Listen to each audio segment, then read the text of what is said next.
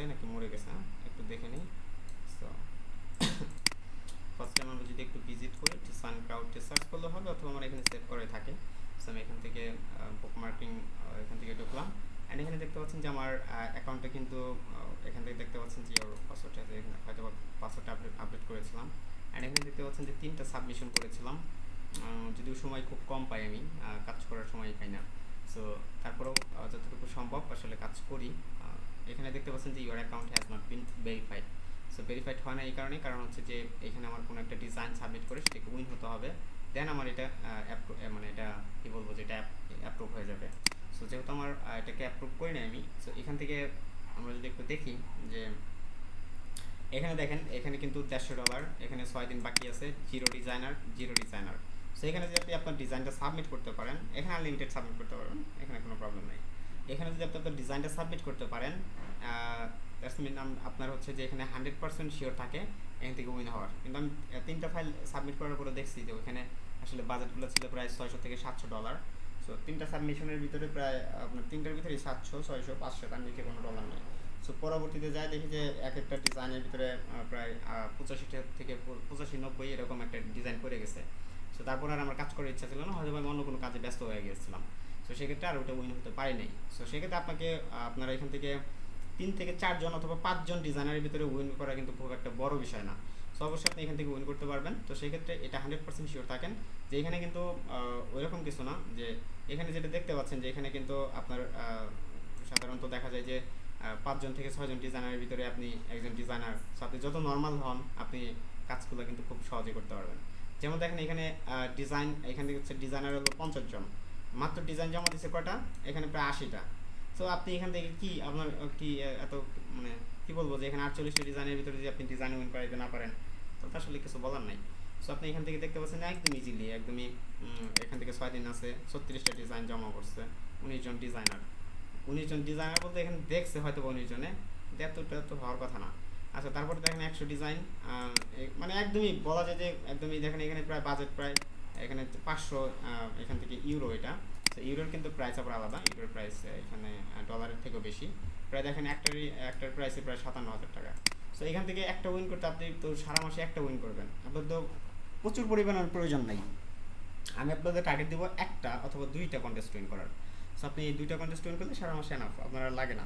So বড় বড় contest দেখেন অথবা ছোটো ছোটো কন্টেস্ট দেখেন, 2টা থেকে 3টা। যেমন এখানে দেখতে পাচ্ছেন যে marketing landing page. So landing পেজের একটু প্রাইসগুলো একটু বেশি থাকে। তো এখানে কোম্পানি লোগোগুলো 100, 110 এরকম থাকে। যেমন এই যে 110, এটা দেখেন এটার প্রাইস কিন্তু খারাপ না। একটা কোম্পানি লোগো 13,000 টাকা, খারাপ কি? সো একটা লোগো কত এর থেকে বেশি আর কত দিবে আপনাকে? সো এখানে দেখেন এখানেও কিন্তু একটা লোগো, এটা মনে হয় ওয়েব ডিজাইন এক্সপিরিয়েন্স, এটা না। তো আমরা যেটা পারবো ওইটা নিয়ে কাজ করবো। যেমন এই যে লোগো ডিজাইন, এটা $150, এখানে প্রায় 34 জন ডিজাইনার, 34টা ডিজাইন করছে, 18 জন ডিজাইনার। অ্যান্ড রেটিং কিন্তু এখানে দেখতে পাচ্ছেন 0.4+ স্টার রেটিং করছে, তার বেশি পড়ে নাই।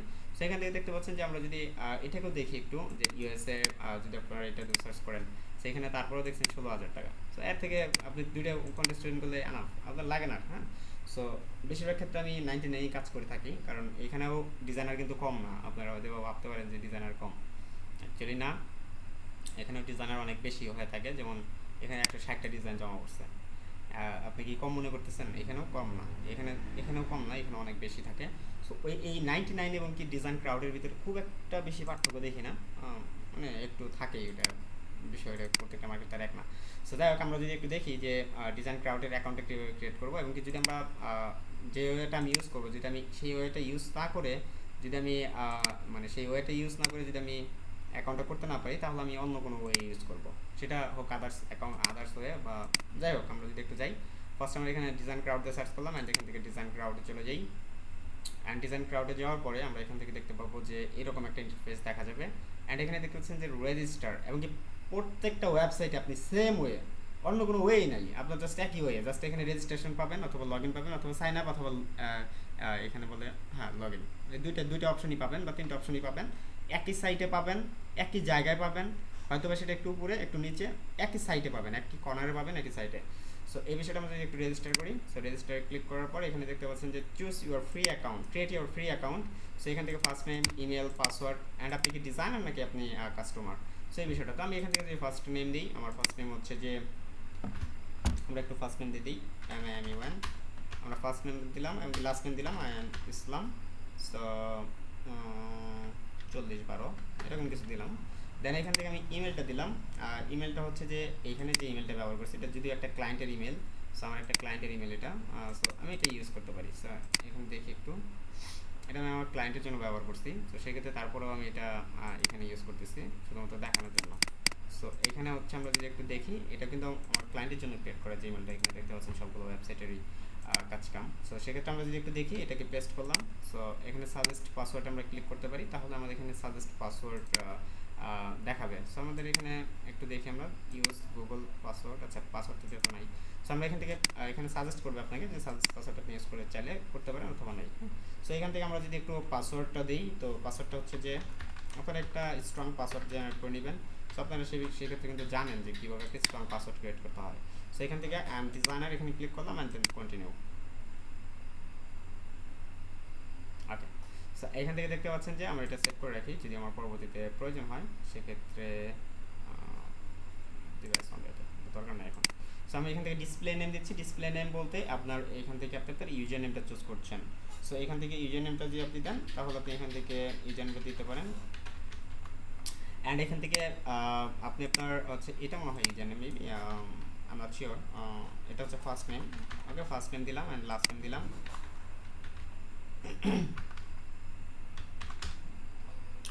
4012। ওকে, সো এখন দেখেন আমরা এখান থেকে বাংলাদেশ আছে, বাংলাদেশ থাকবে। পাইনিয়র, এটা কিন্তু পাইনিয়র মাস্ট থাকতে হবে। অ্যান্ড এখান থেকে ইমেল অ্যাকাউন্ট, সো ইমেল অ্যাকাউন্টটা আমরা এখান থেকে এখন ইমেল অ্যাকাউন্টটা দিব। সো আমাদের ইমেল অ্যাকাউন্ট হচ্ছে যে, আমার ইমেলটা হচ্ছে যে ইসলাম 8585@gmail.com।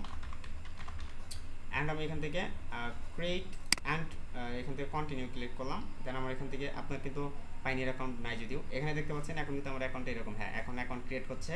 আপনার অ্যাকাউন্টটা এখনই ক্রিয়েট করে নিতে পারেন। হ্যাঁ, সো অ্যাকাউন্টটা ক্রিয়েট হচ্ছে এখন। সো এরকমভাবে করার পরে আপনার কিন্তু মোটামুটি এখানে দেখতে পাচ্ছেন কোয়ালিটি স্ট্যান্ডার্ড। সো আমরা এখান থেকে দেখতে পাচ্ছেন যে প্রোফাইল স্ট্রেংথ, এই প্রোফাইল স্ট্রেংথটা অবশ্যই আপনাকে সেট আপ করে নিতে হবে, এটা কিন্তু ভেরি লো। তো 14% কমপ্লিট আছে, আমরা এখান থেকে ক্লিক করবো। অ্যান্ড এখানে দেখতে পাচ্ছেন যে এখানে কমপ্লিট, এখানে tell us about your creativity your. হ্যাঁ, সো আপনি এখান থেকে ক্লিক করার পরে এখানে দেখতে পাচ্ছেন যে ক্যাটাগরি কী কী সিলেক্ট করতে পারবে, মানে একটা ক্যাটাগরি সিলেক্ট করতে হবে। Logo design, business card, web design, web page দরকার নাই, অবশ্যই টি শার্ট প্যাকেজিং দরকার নাই, banner, illustration, flyer, web page দরকার নাই। সো যেটা আপনি পারেন ওই বিষয়টা আপনি এখানে সিলেক্ট করে দেওয়ার পরে আপনি এখানে এক্সট্রাও অ্যাড করতে পারবেন। হ্যাঁ, সো আমি এখান থেকে এক্সট্রা অ্যাড করতে পারি, যেমন আমি এখান থেকে ক্যালেন্ডার, দেন এখানে কন্টিনিউ। অ্যান্ড দেন নেক্সট স্টেপে হচ্ছে যে এখানে হয়তো বা কোনো একটা মেবি কোনো একটা প্রবলেম করছে, আমরা আবার সিলেক্ট করি একটু, আরেকবার সিলেক্ট করি, কন্টিনিউ। ওকে, এটা কমপ্লিট হয়ে গেছে। এখন আমরা যেই ক্রিয়েটিভ স্কিলের ভিতরে আমি লোগো ডিজাইনটা সিলেক্ট করলাম, দেন কন্টিনিউ। না, এটা তো আমি সিলেক্ট করছি। আচ্ছা আচ্ছা, পাবলিক প্রোফাইল, পাবলিক হচ্ছে পাবলিক প্রোফাইলের display name, website name. So আপনার যদি ওয়েবসাইট না থাকে তাহলে সেক্ষেত্রে কোনো ব্যাপার না।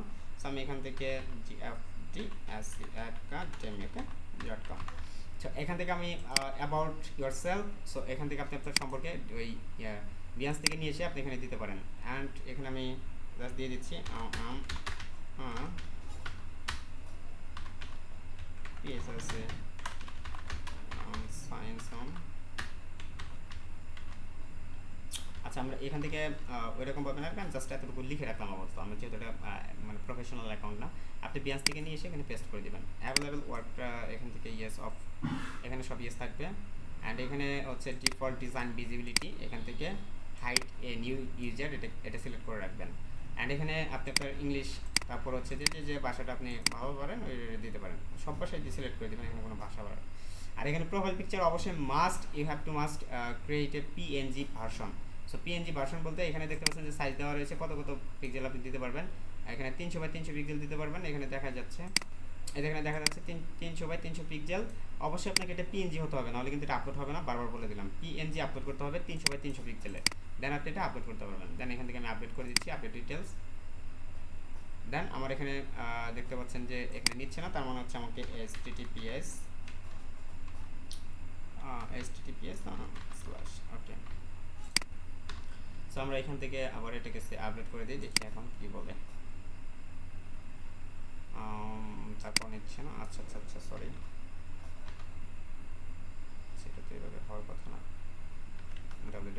দিয়ে দেখি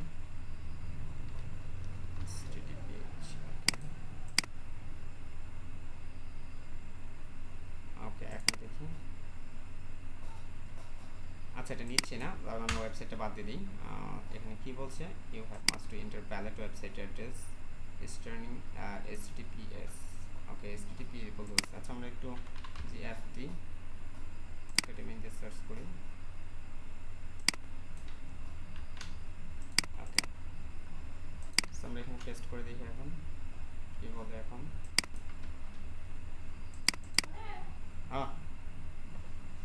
একটু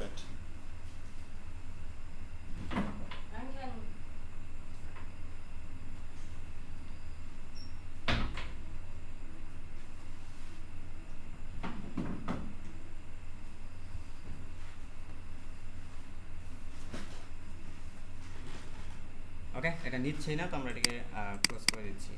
এটাকে কেটে দিয়েও সফটওয়্যার আপডেট করতে পারি। নাই নিল না নিল।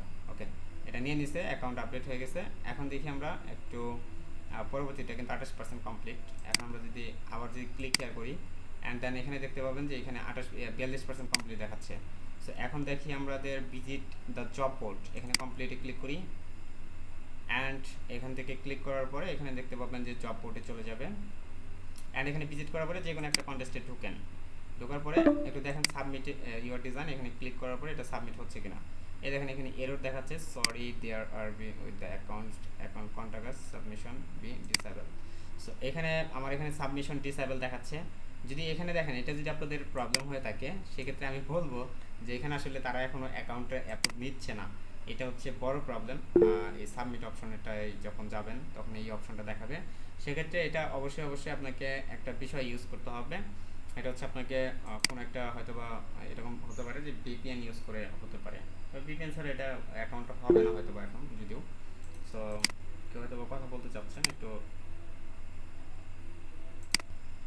ওকে বলেন একটু দেখি কি বলবেন।